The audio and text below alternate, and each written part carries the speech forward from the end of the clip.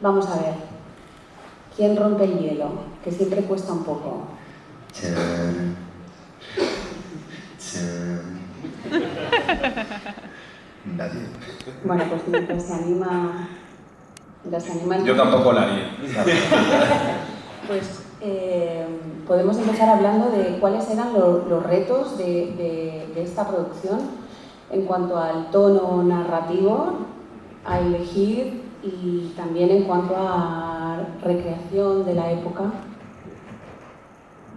Probablemente lo que dices era lo más complejo, ¿no? Cuando ya la historia sucede en Zaragoza, yo soy de Zaragoza, y era una historia que yo desde pequeño la había escuchado y me había impactado.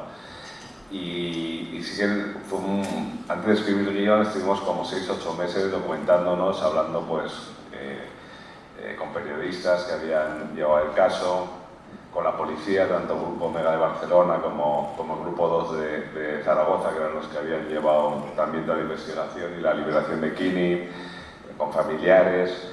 Y había una obsesión también con la familia de Kini, con los hijos, que por cierto salen en un cameo. Es decir, cuando los 4, bueno, chavales, que son unos mayos de Gijón, que le piden el autógrafo a Agustín cuando sale del Camp Nou, son los hijos de Kini reales, que les invitamos a hacer cameo.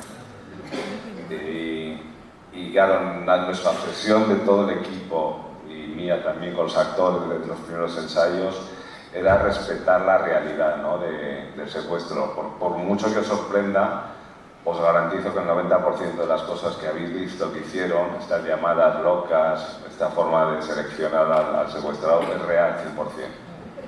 O sea, parece que nosotros no tenemos tanto ingenio como para inventarnos eso. Y entonces lo que sí que fue una apuesta por la veracidad absoluta.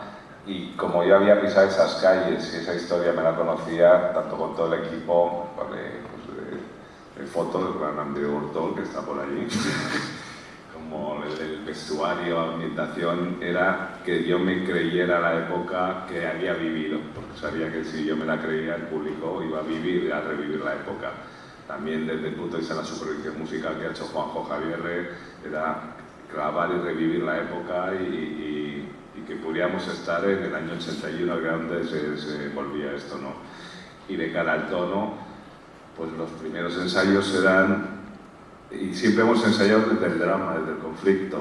Yo siempre digo que cuando me dicen que la defina, que para mí es, creo que hemos llegado a hacer una buena comedia, pero hecha desde el drama, cosa que sorprende, porque no lo ensayamos buscando el chiste, no lo ensayamos buscando la situación cómica, sino que ellos vivieron su angustia, que Agustín viviera la angustia del secuestrado, y eso es lo que me gusta, y cuando lo veo mucha verdad.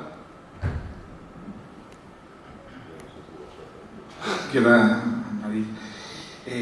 No, bueno, sí, yo creo que es un poco lo que dice Nacho, ¿no? Que es, yo creo que en estas historias que también que tiene este fondo tan dramático, ¿no? Y estamos hablando de un secuestro, es intentar encontrar ese tono que no relativice el conflicto, digamos, la realidad, ¿no? Yo creo que la comedia, siempre tienes una idea de cómo que con la comedia como que los conflictos son menores, ¿no? Intentar hacer comedia sin perder ese fondo, ¿no? Intentar tocar suelo, que sea, ¿no? Eso yo creo que era lo que intentábamos hacer en los ensayos, intentando hablar con los ensayos que hemos tenido con Nacho, y intentar también así como entender un poco ese mundo, ¿no? Y bueno, eso es lo que íbamos intentando, ¿no? Gabriel. Gabriel también, yo le enseñé a bailar, no os lo juro, le di unos consejos, las coreografías se las hice yo y luego a la gana. Sí, la verdad que si invito no habría hecho nada. No. Bueno, yo nada, decir que si quiere comparado con todo lo que he hecho anteriormente, esto era una cosa completamente distinta, tenía que cambiar completamente el perfil mío y bueno, yo creo que ha salido bien, ¿no? Yo creo que ha cambiado todo. Muy bien. Eres bastante crítico con tu trabajo. Con él, sí. Bueno, no sé qué decir, la verdad, es que no sé qué comentar.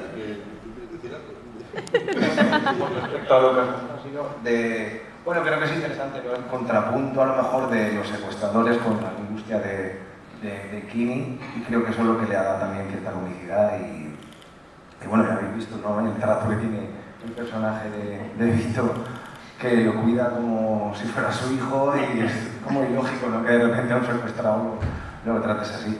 Entonces creo que eso es lo bonito, creo, de esta serie, esa contraposición de los secuestradores con el secuestrado.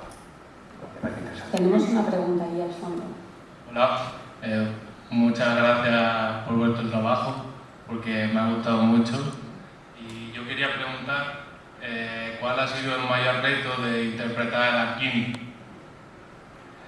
Bueno, pues creo que el mayor reto al final, cuando te toca un personaje que es real, es intentar parecerte lo máximo posible a ese personaje, a esa persona.